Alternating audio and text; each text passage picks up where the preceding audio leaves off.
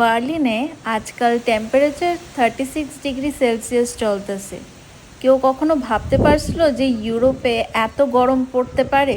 শুধু যে বার্লিন বা জার্মানিতেই এরকম গরম পড়ছে তা না, গোটা ইউরোপে ভীষণ বাজেভাবে গরম পড়ছে।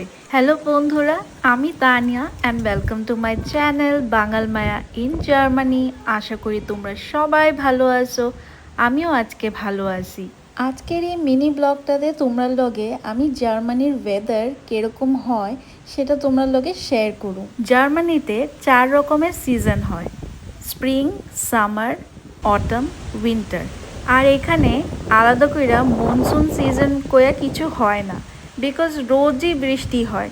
মানে যখন তখন বৃষ্টি হয়, মানে বৃষ্টির কখনো কোনো টাইমও নাই, দিনও নাই, যখন তখন বৃষ্টি হইতে পারে। সে গরমকালে হোক কি শীতকালে হোক কি বরফ পড়তেছে তার লগেও বৃষ্টি পড়ে। তাই সবার কাছে ওয়াটারপ্রুফ একটা জ্যাকেট থাকে, যেটা রেইনকোট হিসেবে তারা ব্যবহার করে।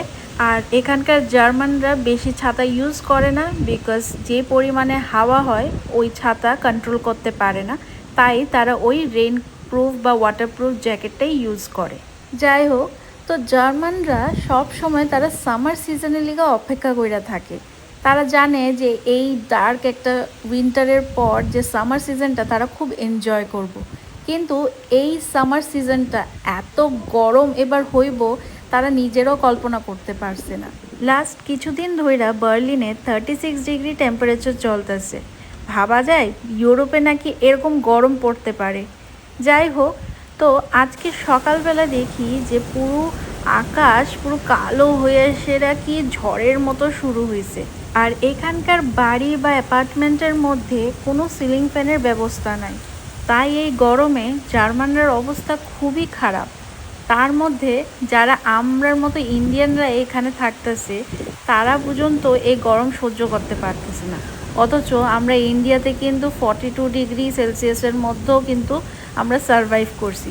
আর আমরা এখানে এসে 36 ডিগ্রি সেলসিয়াস মানে এই গরমটা সহ্য করতে পারতেছি। এই বৃষ্টিটা খুবই দরকার আসলো, আর কিছু মুহূর্তের লিগে আমরা কিন্তু খুব শান্তিও পাইছিলাম।